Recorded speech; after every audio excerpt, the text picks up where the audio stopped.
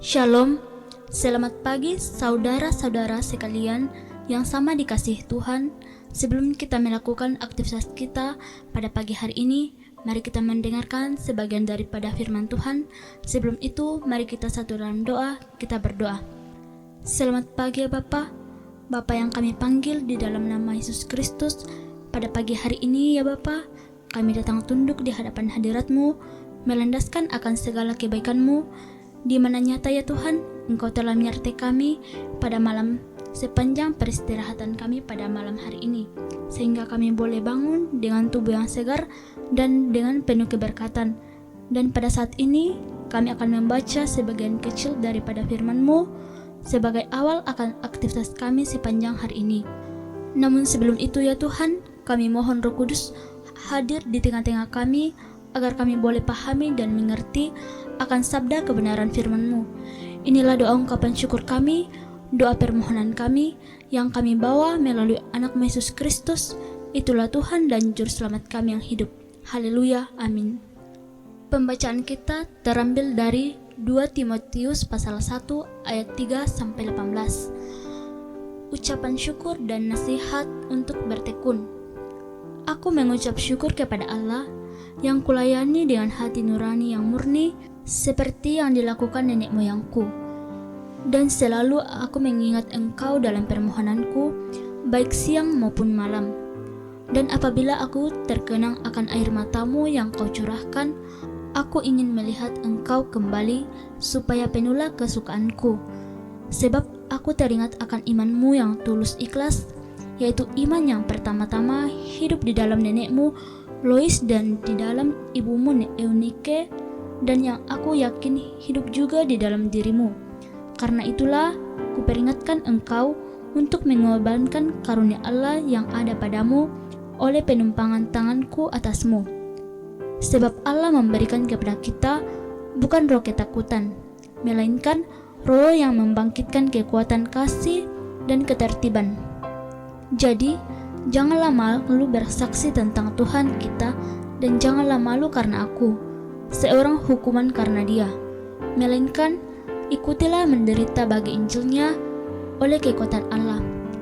Dialah yang menyelamatkan kita dan memanggil kita dengan panggilan kudus, bukan berdasarkan perbuatan kita, melainkan berdasarkan maksud dan kasih karunia-Nya sendiri, yang telah dikaruniakan kepada kita di dalam Yesus Kristus sebelum permulaan zaman, dan yang sekarang dinyatakan oleh kedatangan Juru Selamat kita Yesus Kristus, yang oleh Injil telah mematahkan kuasa maut dan mendatangkan hidup yang tidak dapat binasa. Untuk Injil inilah aku telah ditetapkan sebagai pemberita, sebagai rasul dan sebagai guru.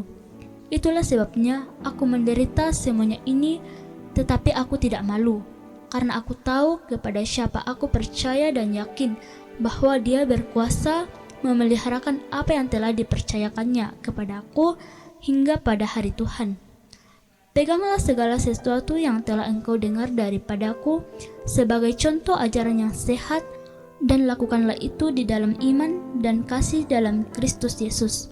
Peliharalah harta yang indah yang telah dipercayakannya kepada kita oleh Roh Kudus yang diam di dalam kita.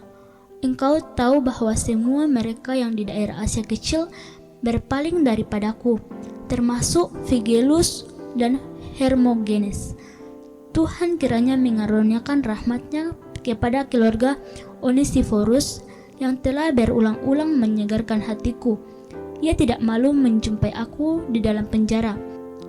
Ketika di Roma, ia berusaha mencari aku dan sudah juga menemui. Kiranya Tuhan menunjukkan rahmat-Nya kepadanya pada harinya. Betapa banyaknya pelayanan yang ia lakukan di Efesus, engkau lebih mengetahuinya daripadaku. Amin. Firman Tuhan. Warisan iman, umpamana kapatonganan. Saudara-saudara, keselamatan ditawarkan Allah kepada manusia secara cuma-cuma. Hanya dengan iman kepada Yesus Kristus, manusia dapat menerima anugerah keselamatan itu.